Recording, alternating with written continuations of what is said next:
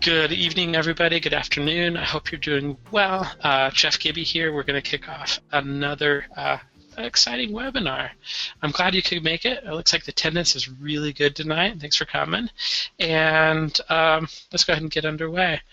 Um,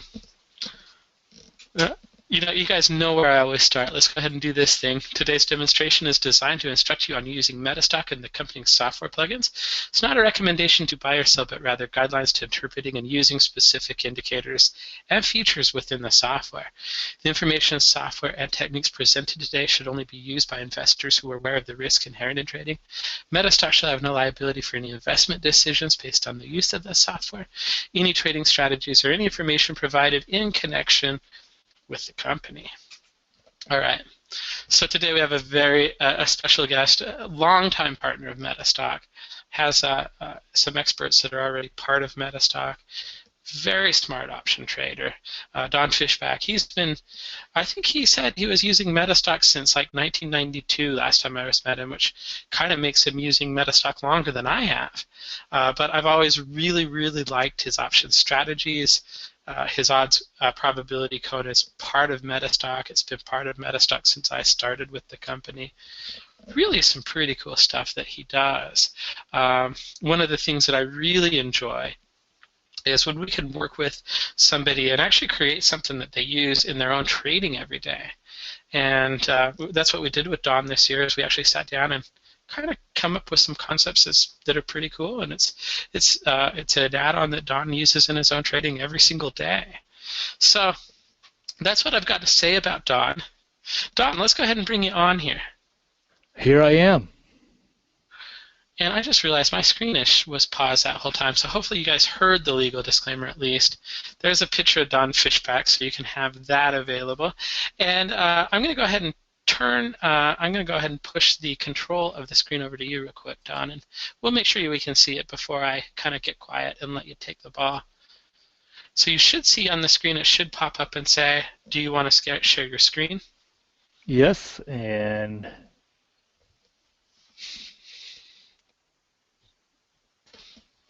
I'll let you know when we can see it.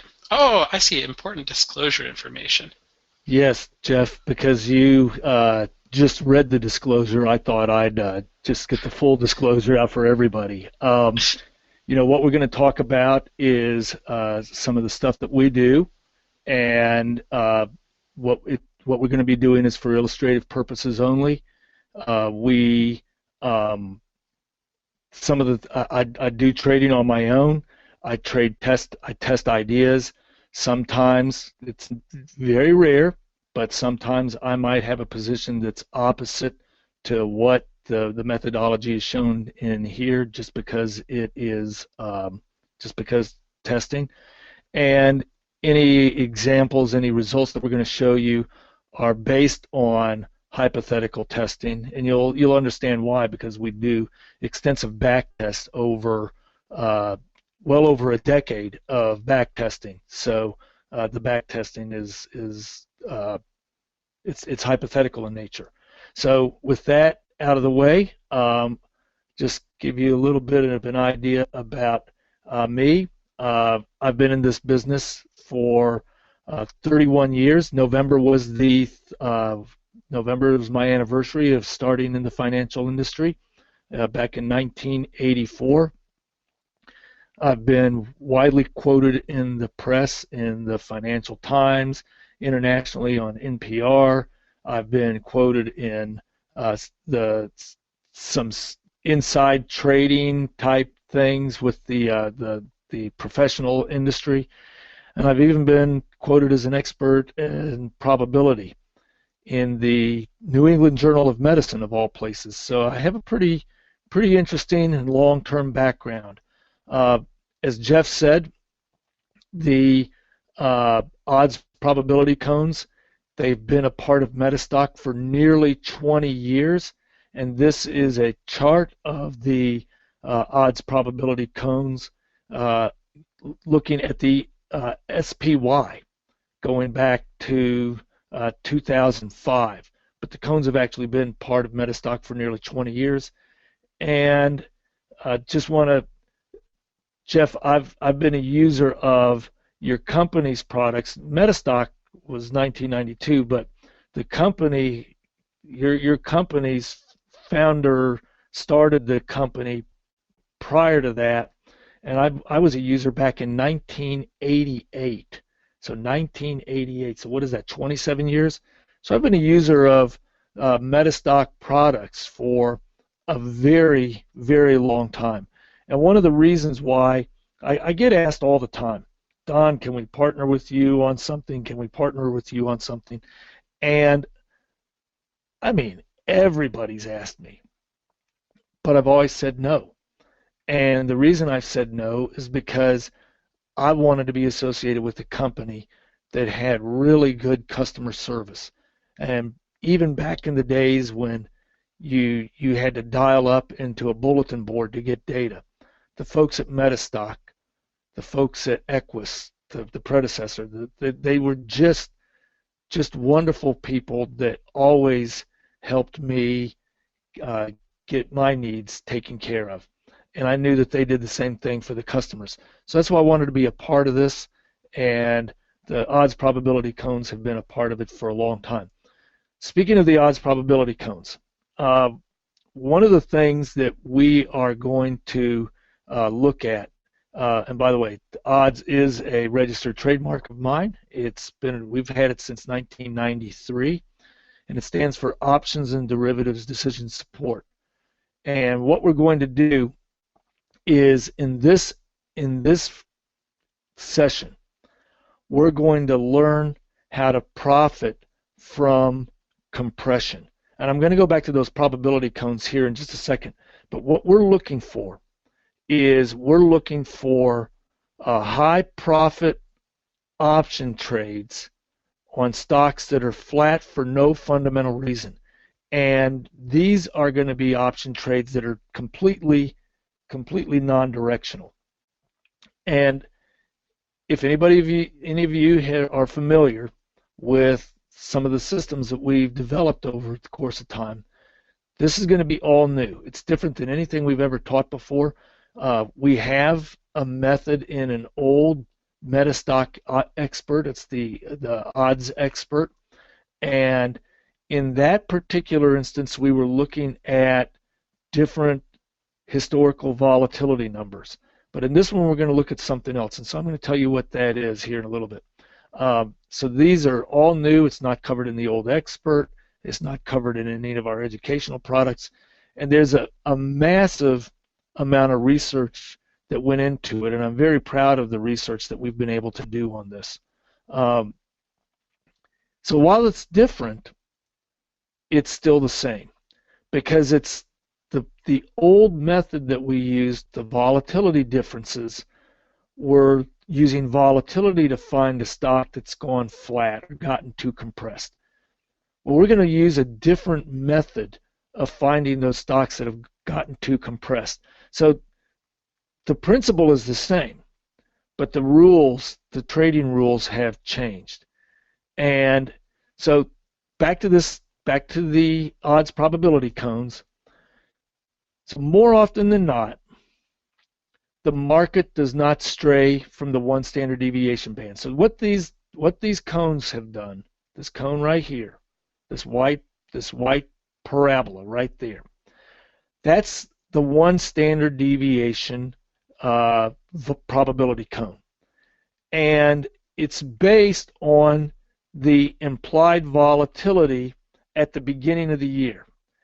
And the theoretical models would say that this should be about 68% of the time, about 2/3 of the time, the market should be within this band 1 year later. So in this year, in 2005, here's a probability cone, and sure enough, the market was within the probability cone 1 year later. And same thing here and here. Now in 2008, it moved outside the probability cone by quite a large margin.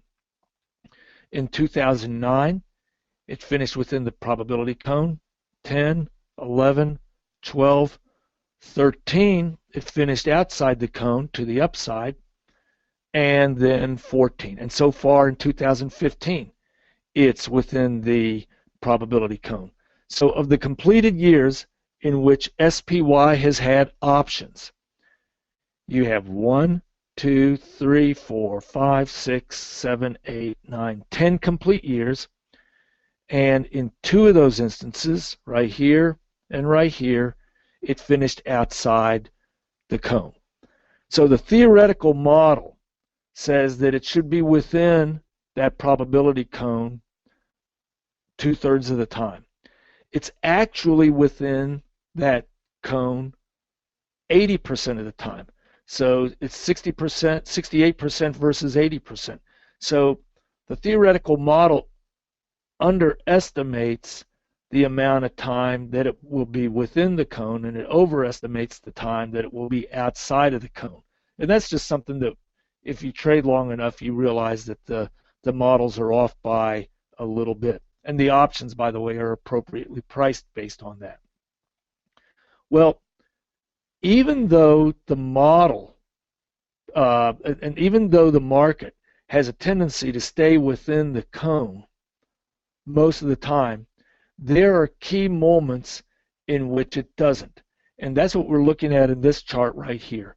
And this is what the add-in is. It's not going to have the probability cone there, but this is the moving averages and the price, and then the indicators down here below.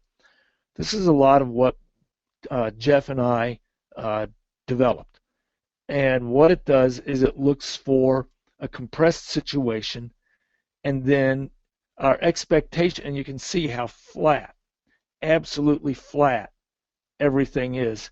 And then you get a massive breakout to the downside. Well, folks, if you have a straddle right in here, and a straddle is an option trade where you buy a call and you buy a put at the same time, and then the stock is either going to make a big move up or a big move down, or it's going to stay flat, but you want it to make a big move up or a big move down. And if it does, if it makes a big move down, the put's going to make so much money that it's going to offset any loss that you have on the call. If it makes a big move up, the call is going to make so much money, it's going to offset any loss that you have on the put, and then some. So this is going to be an extremely profitable trade right here when this thing goes flat, and then you get the breakout to, in this case, to the downside. Well, what is going to provide, and let's go back to this chart real quick. We got a signal right here, and that's what this OVC stands for, and the diamond right there. We got a signal. Well, what was the signal that told us this thing was too flat and it wasn't going to last? And the answer is moving averages. We're going to look at moving averages, and when they converge, you're going to see that the stock is gone too flat. And basically what I was doing, I have MetaStock and I use it, and I was just, honestly, I was just fooling around with it. And I was looking at some of the other templates that some of the people had, and I came across this template. It's the Daryl Guppy MMA template, and I noticed something. And here is the Daryl Guppy MMA, and it's one of the templates. You can see there's that MWT right there to tell you it's a template. And what this shows is it's a bunch of different moving averages of different terms. And you can see that the moving averages, they're widely dispersed right here. They come together a little bit right here, then they're dispersed, and they come together and dispersed. But then right in here, they converge to a single point, almost to a single point. And it's right in here that it tells us that the stock has gotten too flat, because all the moving averages are within a very, very narrow range. So what we do is we create a ratio, and we look at when, so there's 12 moving averages, and when all of them converge to within extremely narrow range, the stock or the ETF or the index for that matter is considered compressed. And now the odds volatility compression ratio, that's a proprietary measure of this very, very narrow range. And right here is the volatility compression ratio. That's what this line is right here. So this tells when it's real high, it tells us that the range is real large. And when it's real narrow, as it was right here on July 29th, and that's what the signal is right here, when it got to this point, this ratio reached an extremely low level. And when it reaches a certain level in that ratio, it's when it reaches a 4-year low. When this ratio right here reaches a 4-year low, then that tells us it is too compressed. And if you want to think about like a coiled spring, it's like you have a spring and you push it closer and closer and closer together until it just, the pressure is building as you push it, the spring closer together, until finally it just busts loose. And that's basically what has happened. They've converged, it's gotten flatter and flatter, and you can see it even stayed relatively flat all the way until mid-August, so about 3 weeks later, and then it just busted loose. So this right here, this probability cone, this tells you the expected range by the options, and if it breaks outside of that range just by a little bit, a straddle trade is going to be profitable. And if it breaks out by a lot, the straddle trade is going to be very, very profitable, in which case it was right here. So when this ratio hits the 4-year low, the moving averages have converged to the point that the asset is extremely compressed, and that's when you get the breakout. And that's what happened, again, that's what happened right here. So we're just going to look at an example of this particular example of SPY. And you would buy the straddle, and so what straddle would you buy? Well, and what is a straddle actually? So for those of you who are new to options, a straddle purchase is a simultaneous purchase of a call and a put with the same strike price and the same options expiration date. So for instance, let's say you have a stock at 100, then you'd buy the 100 call or the 100 put, or you could buy the 105 call and the 105 put. So those are straddles where you're buying the call and the put of the same strike.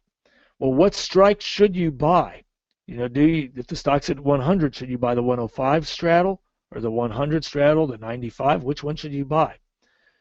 The one we're going to buy is this one whose strike price is closest to the current stock price. So in our example of a stock at 100, you're going to buy the 100 call and the 100 put, and that's considered at the money. So the strike that is closest to the stock price, that's the at the money strike. So you're going to buy the at the money strike. And then what's the term? Because with options you don't just buy the strike or the asset, you have to give it an expiration. Well, we're going to look anywhere from 3 weeks to 7 weeks, 21 days to 49 days. So that's the range of the expiration we're looking for. The longer the better. Sometimes you can't find one that's exactly 7 weeks, and sometimes you can't find one that's exactly 3 weeks. So you're looking for something that's within that range. If there's multiple expirations where they have weeklies and they're within that range, then we tend to go to the further one out. So then the question is, what price do you use? Because now I can use MetaStock to find the asset where the stock is compressed. I can have a rule on what strike price to buy, and I'm going to buy the straddle. I have a rule for what strike price, and I have a rule for what expiration. But what price do I pay for the thing? Do I just buy at the market, or do I buy? What price do I pay? Well, we're going to use something called the Fishback option value, and it's an option model that I developed. And what I want to talk about real quick, this is the one that you probably have heard about more than anything. This is the Black-Scholes option pricing model, and it's a partial differential equation. And if you solve for that, and by the way, the Black-Scholes model, it won the Nobel Prize in economics. Almost every option trading platform has a Black-Scholes model. It's extremely widely used, but they don't actually use the partial differential equation. What they do is they solve it and obtain an exact formula, and this is the exact formula. And what I want to draw your attention to is this N right there, this N right here. It's the cumulative distribution function. So, and the reason why it's important, you're going to solve for D1 right here, and then put that right there, and then you're going to solve for the cumulative distribution function, and you're going to do the same thing up here too. It looks horrendous, but the beautiful thing is that there's software out there that makes this thing push button easy. It's a very simple equation to get the values for this thing. So, but this is the important part right here, the cumulative distribution function. And the reason that's important is the cumulative distribution function is the area, solves for the area under the bell curve. So everybody's seen the bell curve. You probably remember that from statistics. Well, if you remember between plus and minus 1 standard deviation, about 2/3 of all outcomes lie between plus and minus 1 standard deviation. Well, that just tells what that result is obtained from is if you go 1 standard deviation up and 1 standard deviation down, you've got the area under the bell curve in between that range is about 2/3 of the entire area under that range. And this N right here solves for that. Well, this is the bell curve is a theoretical. It's a theoretical expectation of how the market is going to behave. But what we do is we don't use a theoretical model to value options. We use the actual movement of the stock to value options.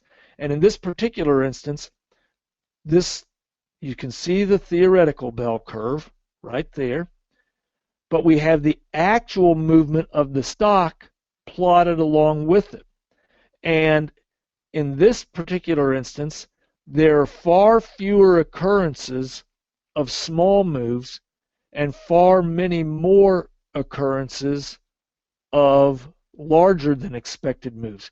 So the market actually, in this particular time frame, the market actually moved more than the options were expecting. So what ends up happening is you end up getting completely mispriced options. And so this is exactly what means large moves occur more frequently than the models expect. So if that's true, the market has more large moves, well, then that's good for a option straddle buyer. It's really good for a straddle buyer because straddles make money on a big move. And if the large moves occur more frequently than the theoretical models expect, you're likely to make money. So that's really good. So the question is, well, how good? Because we need to know how good. And that's where our option value formula solves that problem. And this is our odds option app software, which you can see right here. And I'm going to show you a little bit more detail of that. We're going to be focusing in on this table down here at the bottom here in a minute. But this is what the software looks like. The option value, it's very complicated. It's a combination of bootstrapping, and it's sort of kind of like a Monte Carlo simulation. It's very data intensive. It's a very data intensive calculation. I have a killer computer, and running Excel, and to value an option, to value a single option in Excel takes about 45 seconds. Our software takes about 7/100ths of a second because we've basically built a little cluster of supercomputers to perform the calculations. But the math is complicated because we're getting real world data as opposed to a theoretical formula that's easy to solve. But here, let's focus in on here. And this is the software, and this is the option chain. And you can see some things. There are calls over here, and there are puts over here. And we have strike prices in the middle.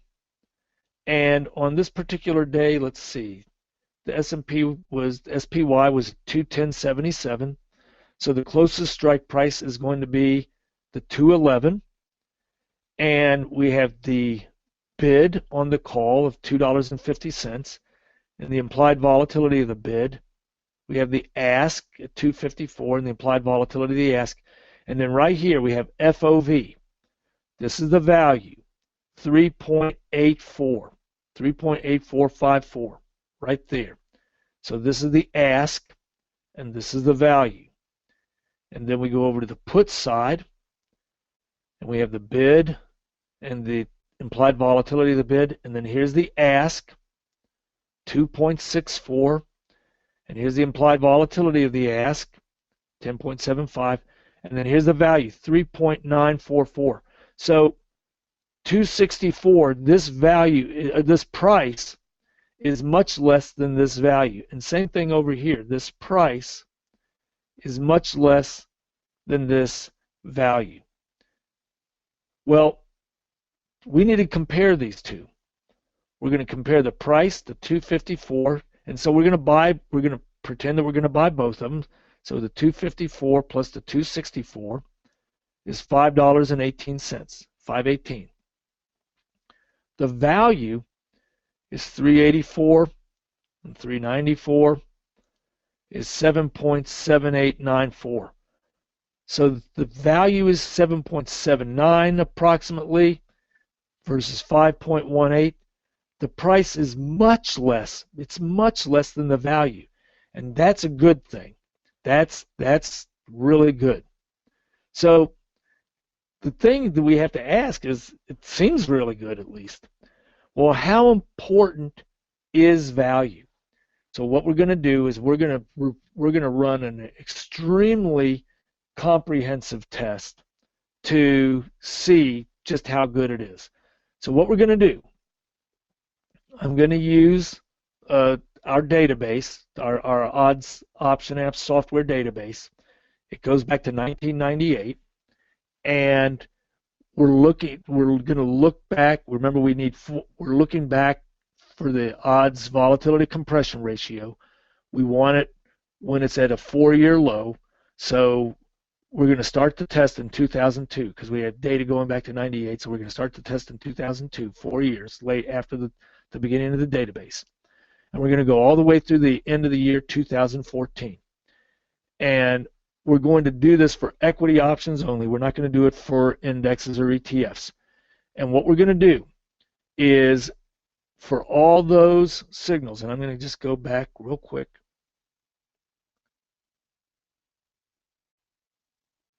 For all instances, we're going to track every single one of these for all stocks, and we're going to do it from 2002 to 2014. So that's what we're doing. And we're going to create a straddle for every signal. So a straddle for every signal, and then we're going to look at buying a straddle of 21 to 49 days till expiration. Now, one of the things that we can do with our database is we can look at liquidity factors. For instance, let's say the straddle is asked at $7, but the bid is $3, then the straddles, there's no liquidity in the thing because the bid-ask spread is too wide. So we look for factors like the width of the bid-ask spread. We look at volume, and we look at open interest. And so if you have a low volume or low open interest situation, we throw that out. And so when we do all the liquidity filtering, we're left with 5,400 straddle trades. Now we're not looking at the value at this point. We're just looking at the compression signal. And our exit strategy is going to be the simplest exit strategy you can possibly imagine. It's to exit at expiration. And then what we're going to do for all 5,400 straddles, we're going to calculate the return for each trade, and then we're going to calculate the average return of all 5,400 of these trades. And then we're going to compare it to some things. So we need a benchmark.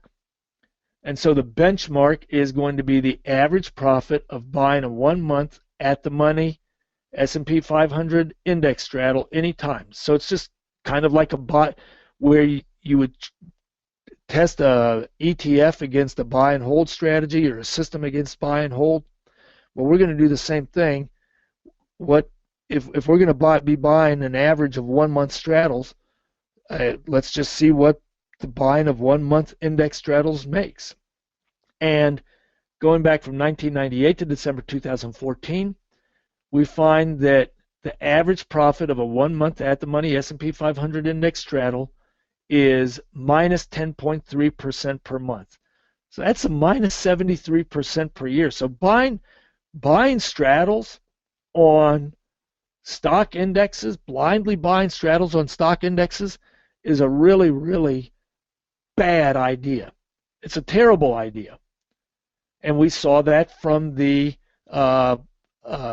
odds probability cones. The S&P just doesn't go outside that probability cone very much. And if it doesn't, then straddles are going to be losers. And this data right here just confirms what that chart at the beginning told you. It's just a confirmation of that chart. And it's been going on since the very beginning of index options trading. Blindly buying straddles on index options is just a terrible idea. Well, what if you bought straddles on equities after a compression signal? And this is important. We're not even going to consider the value. It suddenly goes to a plus 2.3% per month. Now that doesn't sound like a whole lot, but that's 31% per year. So by doing nothing more than using the add-in, the equations in the add-in, you immediately get the performance up to 31% per year. So that's a very impressive increase right out of the gate. But what if we add in value? What if we factor in value? So the way we measure this is we're going to calculate the price value. So we have 5,400 straddles. We're going to calculate the price value ratio for each one of them. And then we're going to sort by that. We're going to create the price value ratio, calculate the ratio for each straddle, and then sort by that. And we're going to divide we're going to divide the 5,400 straddles into 10 groups called deciles. So 10 groups of 540. And then we're going to assess the performance of each one of the straddles, and then that'll allow us to calculate the average performance of each one of the 10 groups. And then we'll see whether or not value was an important factor. And folks, that's what this is showing you right here. Cheap is good. So what we've done is we've divided the price by the Fishback option value, and we've gotten the ratio, and then we calculate the average straddle return in the different deciles. And you can see right here in decile 1, it's 22.9% per month. That's 1,087% per year. That's just a gigantic number. And you can see this is just as important. This trend line right here has a correlation of 76%, an R squared of 76%. So that tells you that this is really a very powerful, the value is a very powerful indicator of straddle performance. And the higher the price value ratio gets, the worse the straddle performs. So the lower the price is compared to the value, the better the straddle performs. So the value is an extreme, and this, by the way, is of all those of this group right here. So we're only looking at these straddles after a compression signal. And we see it's only 2.3% per month when you consider all of them, but when you separate them by value, the return by month is absolutely massive. So that's a really good thing. Value is really good. So the process is basic, and it's very simple. You search for compressed stocks using MetaStock, and then you analyze the straddles on compressed stocks, looking at the price versus the value, and you do that through the odds option apps. And then you implement straddles on compressed stocks when the price is significantly below the value. And as you could see from that prior chart, the cheaper, the better. So the last thing I want to leave you with before I turn this back over to Jeff is that you're looking for a stock that is compressed for no fundamental reason.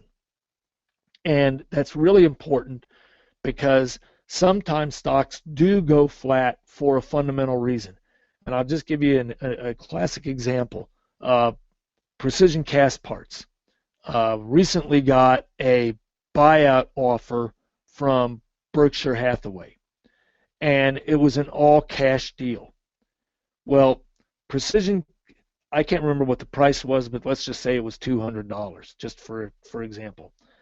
Well, when Berkshire Hathaway says they're going to pay cash for something for $200, the stock basically goes to $200 in pancakes right there, because nobody else is going to come in and outbid them, and nobody's going to question whether or not the deal is going to get done.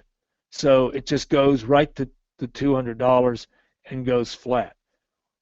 That stock, and the options are going to get cheap. The moving averages are going to all get compressed. So all the moving averages get compressed. The stock goes flat. It looks like the stock is flat, and all the numerical conditions have been met to buy a straddle. But the stock is not going to move because there's a fundamental reason for the stock having gone flat. So be sure to check the news. One of the most important things to look for in the news, in fact, it's the most important thing, is for a takeover or an acquisition. If the stock that's gone flat is a target of an acquisition, then it's probably not going to break out up or down, and you just you just go on your way.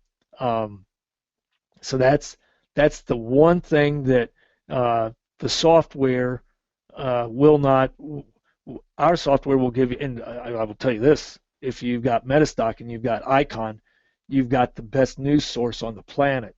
So you've definitely got access to the news. We have news sources as well built into our software, but if you have MetaStock, you've already got the Reuters news service, and that's really all you need. So just again, use MetaStock to search for the compressed stocks. You get the right straddle. You've gotten we're looking for the at the money straddle, 3 weeks to 7 weeks in duration, and you implement the straddle on stocks when the price is significantly below the value, and the cheaper the better. And don't forget to check the news. So with that, I am finished. And I'm hoping Jeff will come back and join us. Only if I can find the mute button.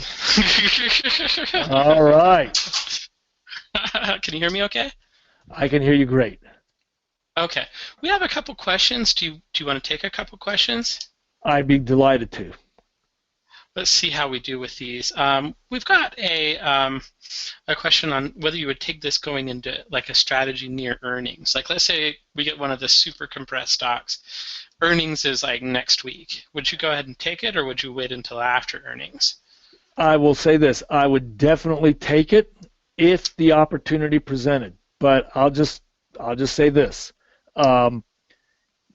those are the kinds of situations where the option prices will actually probably be above the value, because Jeff, you know it and I know it.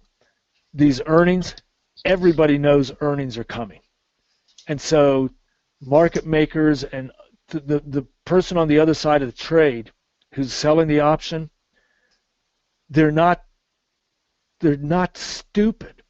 They're not just the biggest idiots that ever walked into a room. These are typically the person on the other side of the trade is smart, and they know earnings are coming. And they know the history of the stock, and if the stock has a tendency to make big gap moves on earnings, the options are probably going to reflect that. And so the price, if you can find it, it's great. It's the best thing in the world, in fact, if you can find it. Just don't expect there to be an abundance of situations right before earnings where you're going to find these options really cheap. But if you find it, that's great. Do it. Scott Gao, one of our attendees, one of our regular attendees, Scott and I are pretty good friends, he asks if he gets 10 today. I think you answered this question. You get 10.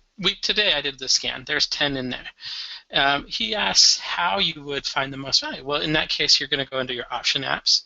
You're going to figure out which one has the best value, and you'll probably take that trade, if I'm not mistaken. Yeah, that's one thing that I do. The other thing that I like to do, and I love this about MetaStock, is that I take that odds probability cone and I set the volatility. So you go into the probability cone, and you can set some parameters here.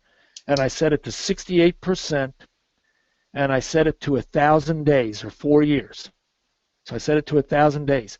And then I drag that probability cone back to prior situations where there's been a signal, where you've got one of those compression signals. And I do that for all the prior compression signals. And so there's been 5,400 potential plays over a 12-year period. Well, it sounds like a lot, but that's over 4,000 stocks. So you don't get a lot of these signals you get signals every day, but if you look back in time, there's not a lot of signals on an individual stock. So it doesn't take much time to create the probability cone. Again, it's 68% and 1,000 days for the volatility, and then I drag it back. And if the stock has a tendency to move outside that cone a lot in prior instances, then I'm inclined to think of that one a little bit more favorable than the others. But the big thing is the value, Jeff. You're right. I go into the software and I get the value. That's the big one. A couple of people asked a very similar question. John and Kurt asked, on average, how many decile 1 trades do you see in a year?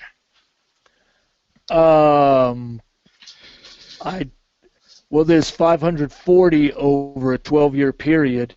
So because there was 5,400 of these things total.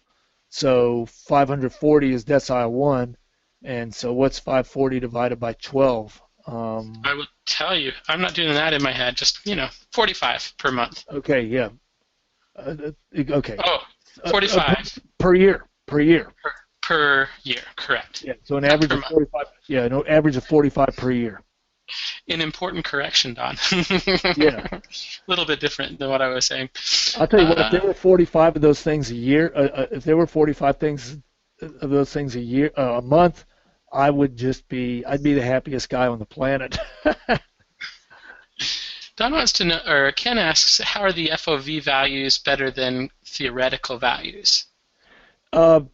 It's because I'm going to just go back to this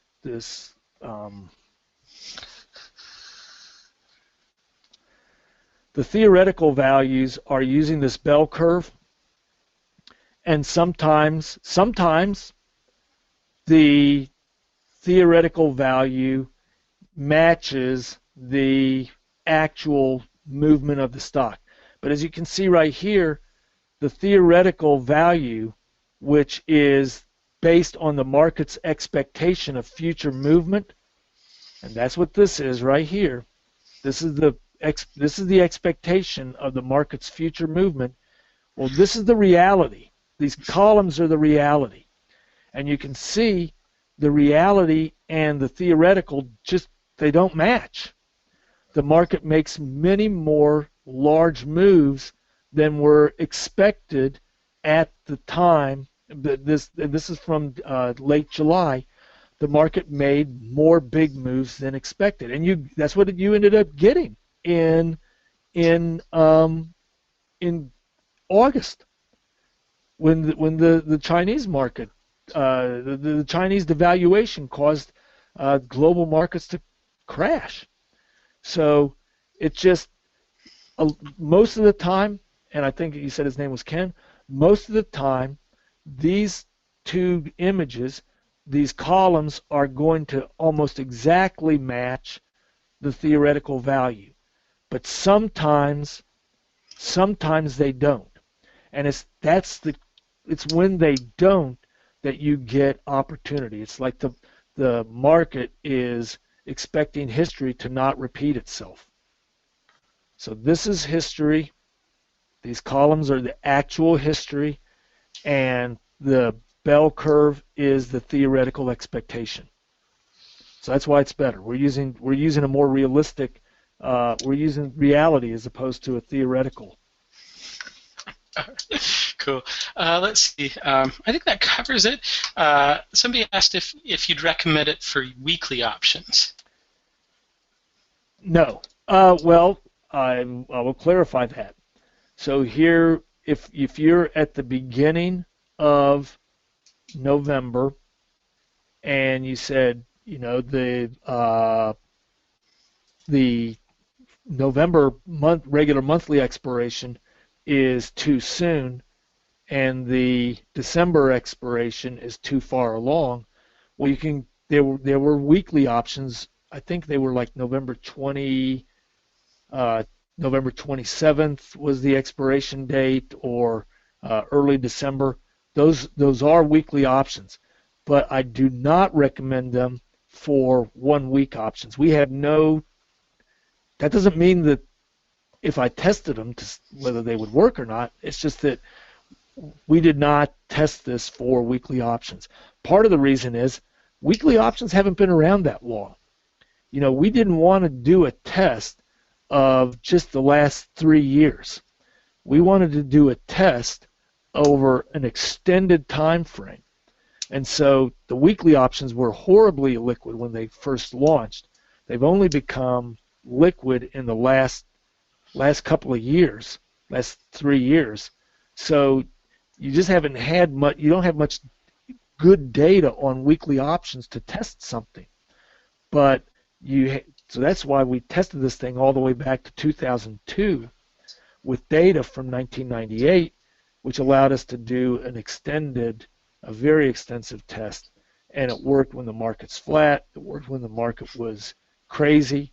I will say this: one customer did ask, "How did it do in 2008?"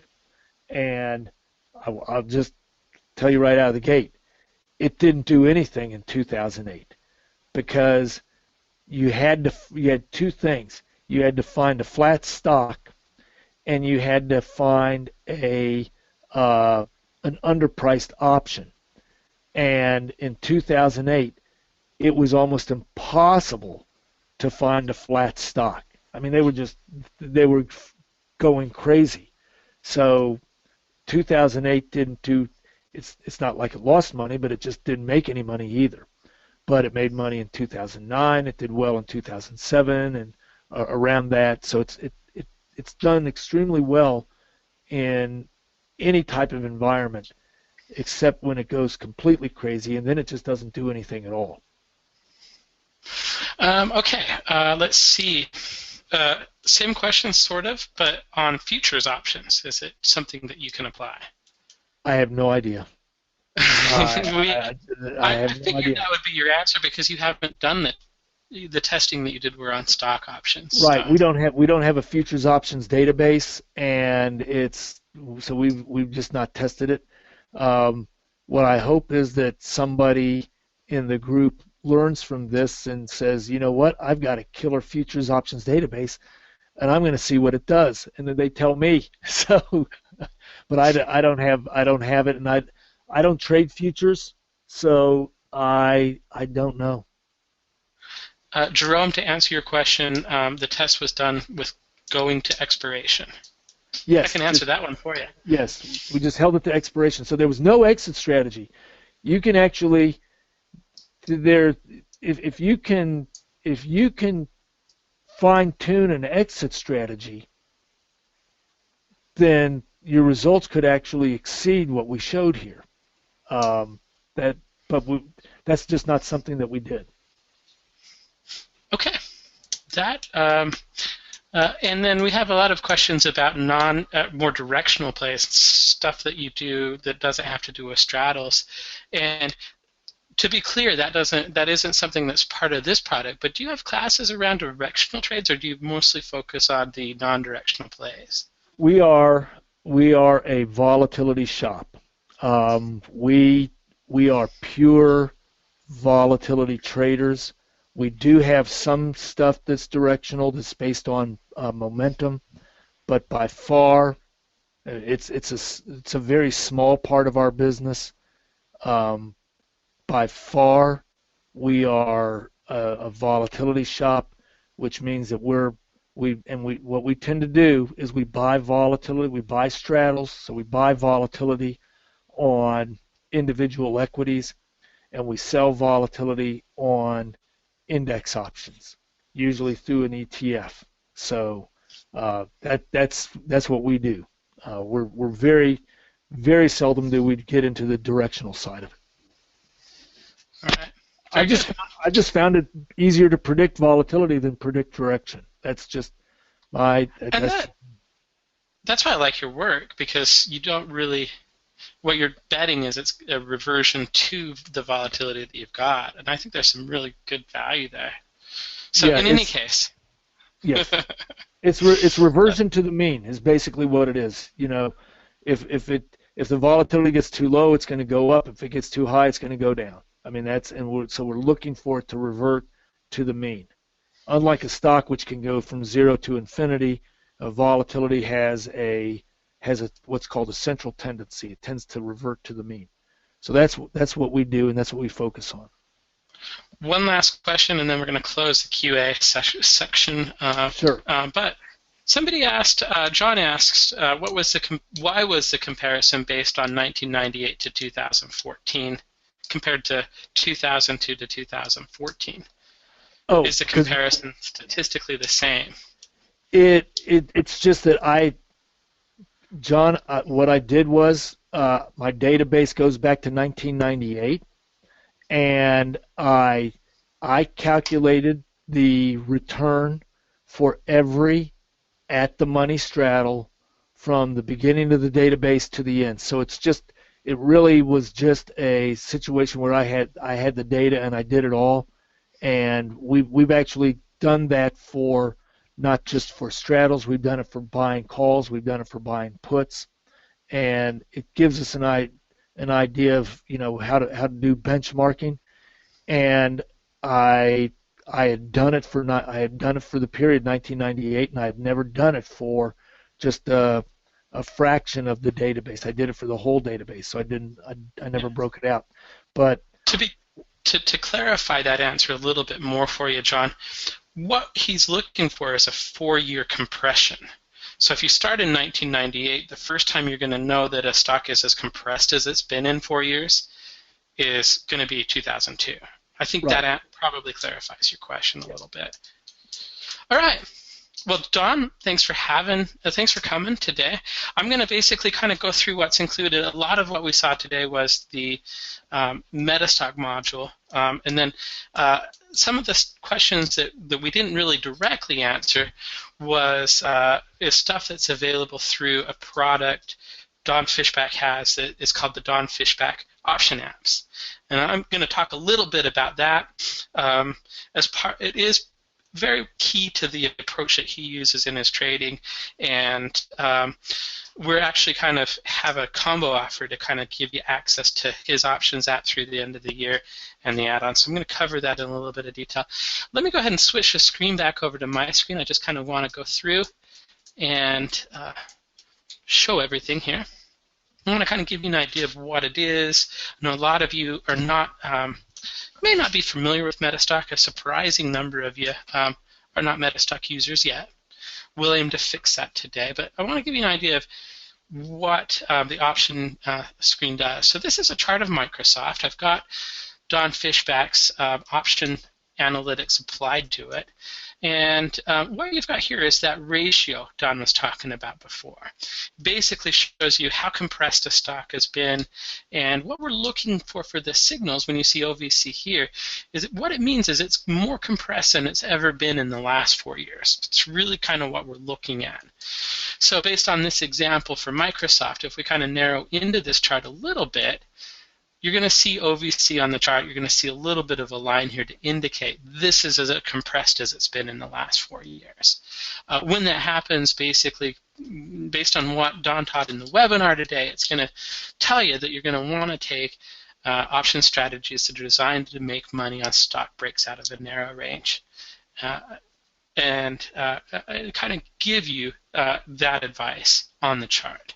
Okay. The other thing that we do, obviously, a lot of people that use MetaStock, it's funny, we did a huge event a couple weeks ago over the internet, and one of the comments I got back from that event was somebody wrote back and said, so basically I use MetaStock as my garbage collector. MetaStock goes through and finds all the garbage and takes it away, and all that's left is the treasure. So the way the scanning works, and he was referring, of course, to our scanning capabilities in MetaStock. So Don Fishback's, what we've got here is if I come into the Power Console, I'm just going to show you this real quickly. We won't run it right now. It takes a few minutes to run because we're going in, and again, what we want to do is find those stocks that are as compressed as they've been for the last 4 years. So if I just kind of click on the Explore button here, the way I had set this up is I had run, and I'll just show it to you real quick here. We don't necessarily want to get into too long on this. I want to kind of end on time today. I know a lot of you probably have dinner to go eat and that kind of stuff. But I ran the odds volatility compression scan. I ran it against all of the ETFs and all of the optionable stocks. Again, it took about 3 or 4 minutes to go in. And then the report that it would generate, it looks like this. So I'll show you exactly what it looks like. Oh, I've got it's right here. Hopefully I can get it over here. And it basically gives you a list of the stocks. There's the 10 that we were talking about earlier that came up here. And these are the ones that you would feed into Don Fishback's option apps program. And basically figure out which ones were the fair market value. Of course, you're going to want to look at the news like Don Fishback was talking about. You can do that in Icon and just make sure there's no mergers, that kind of stuff. But here is kind of the list of those 10 stocks that are most compressed over the last 4 years. Now, I know a lot of you don't use MetaStock, and obviously this isn't a MetaStock class, but just to give you some ideas about why people buy it and what it is it's actually been rated #1 for the last 25 years in a row by the readers of Stocks and Commodities magazine. It's an incredible platform. People get it because it does obviously give you expert alerts on the stock. It does do full market scanning. We've scanned about 6,000 issues here to kind of come up with this list of 10. It also does really good job of testing trading ideas if you want to build testing models out. And it has a feature in there that actually Don is a huge fan of. I remember when we released it a couple years ago, he called us up and said, "You don't know how cool this is, but it's a statistical model called the Forecaster." So that's MetaStock in a nutshell. And we're going to give you a free trial of MetaStock as being part of the class today. So let me go into the PowerPoint real quick here. I notice there are questions coming in. Going to ignore them for just a minute, and then we'll come back to them. Somebody had asked about the moving averages. Here's a list of the moving averages that are incorporated into this thing. And really, to take advantage of Don Fishback's odds compression options for MetaStock, it's normally $3.99. We're going to give you $100 off that price as a webinar attendee today. $299 will be your price. Okay. Don talked a lot about his option apps program. It's incredible. It's something that we definitely is an integral part of his actual process. It's something I'd recommend you check out. And in fact, if you do Don Fishback's odds compression for options add-on, what I'm going to do is I've made an arrangement with Don where you're going to get that for free for the rest of the year. So free for 2015. In addition to that, if you're new to MetaStock, again, it's a great application. There's a reason it's been rated #1 for so many years in a row. We're going to include access to MetaStock for 30 days. One of the questions everybody always asks, well, how much does it cost after that? Kind of depends on what you sign up for, but the starting price is as low as $59 a month. So it's very, very, very reasonable. And we'll give you a 30-day money-back guarantee on that as well. I forgot to actually include this in my PowerPoint. I am not a newbie, but to take advantage of this offer, you're going to want to call in. The phone number, I'm just actually going to put it on this slide real quick. The phone number to use, I can't believe I didn't put this on the thing, is 800-882-3040. I can't believe you forgot to put it on there too. I was just so excited, Don. Absolutely. All right. So 1-800-882-3040. It does have, again, a 30-day money-back guarantee on the purchase of the product. We've sold quite a few of them. It's a very well-liked product. Had some really good feedback on it. And now I'll address some questions. Again, the phone number, 800-882-3040. It's close to closing time here, but we do have reps that are staying around to answer the phone call, so call right away. Let's go back to some questions. Great to have you, Don Fishback. Yeah, I agree. Thanks for coming in. I'm really glad to be here. And, Jeff, one of the things that I really loved that comment that you said about the garbage collection, because, you know, one of the things that I love about this particular trading system is that you don't get deluged with 100 different potential opportunities. You saw that list, it was 10. And you can go through 10 of those things in just a few minutes. I was looking at one of them. I was looking at one of them, IHS. The options are a little bit less expensive than the value, but not not by a wide margin. And there were some others that I had hoped to see, but you moved on to another slide. But I can bring it back up for you, or you could just run the scan if you want to. yeah, well, I didn't want to run the scan and conflict with the webinar. So there's the list for today for you, Don. okay, let me just take a real quick look at HNT. Let me just look at HNT.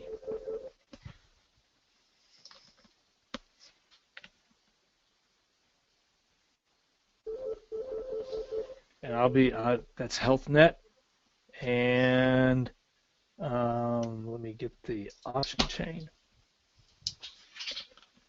Stocks at 63.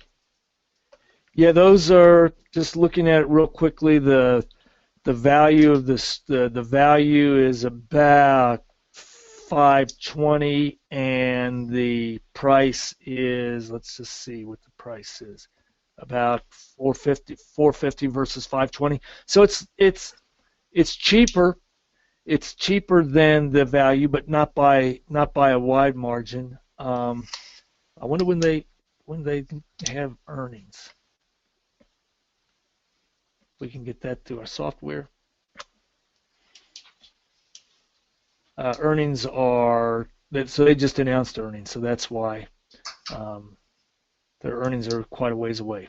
So nothing too exciting on that list today, but it's easy. The point is, I'm already done. While you were talking about the software, I went through that list and was able to do the analysis. So it doesn't take a lot of time. No, I like that. And it's actually probably better because we try not to give real trading recommendations when we do these things. Oh, then I never mind. Curtis, to answer your question, the options apps is free for the rest of the year. There's a lot of it left. I can't believe how close we are to the end of the year at this point already, Don. Anyway, that's it for us, I think. Let us know if you have any questions. You guys know how to get a hold of me. Oh, Don, are you still there? I am. Do you want to kind of define options apps a little bit for Curtis? He's not sure what it is. Well, Odds Option Apps is a software program that it does 5 things really well. If you think about the way a trader thinks, that traders follow different thought processes. And so instead of designing a software program that provides information, what we wanted to do is provide a software program that provided actionable intelligence. And what I mean by that is if you have, let's say you have no idea where to start. You don't know what stock to pick, you don't know what strategy to trade. Well, we can help you with both of those things. We'll help you find a stock to pick. We can do that through this MetaStock thing here, the MetaStock add-in, the odds compression for options. And you can also do it through some proprietary scans that we have. And then it will help you find the right strategy for that. But then let's say there's another person that says, you know what, I've got a favorite strategy. I like to do covered calls. I just don't know where to start. Well, we can help in that way. It's designed, there's literally, you click a few buttons and you will have an actionable trade to take. If you know the stock you like, but you don't know what strategy to apply, well, then you go through a different sequence, a different strategy process, different decision-making process, and again, buttons, and you've got your answer. Then there's somebody who wants charts. We have charts, and it's a great supplement to a software program like MetaStock because the charts that we provide, it's data that MetaStock doesn't have. We have charts like we have the implied volatility charts of all different terms, historical volatility charts of all different terms. MetaStock has a lot of that, but what they don't have skew. They don't have correlation, not the kind of correlation that we do. They don't have volatility term. They don't have open interest charts. They don't have option volume charts. They don't have uh, borrow rate charts. They don't have probability charts. They don't have volatility cone charts. So what I did was, there's no way I'm going to build a program that competes with MetaStock because they're already the best on the planet. But we wanted to be able to provide information that is not contained in MetaStock, and that's what our odds software does. A lot of really great things. And you're right. If you try it, you have 6 weeks to give it a shot and see if you like and it. You'll keep it. It's actually really, really good. I'm not going to get Don started about the technology that underlines it because we'll be here for another half an hour. But it's a really, really cool application. And it runs on any device. Mobile. It runs on mobile. Runs on Mac. Runs on. It's a little bit too big for your phone, but iPad, even the iPad Mini, I use it on an iPad Mini all the time. Okay, guys. I'm gonna say thanks for coming, Don. Thanks for being here, and glad to do it. Really, great job tonight. Appreciate your work. We'll see everybody at the next one, and give it a try.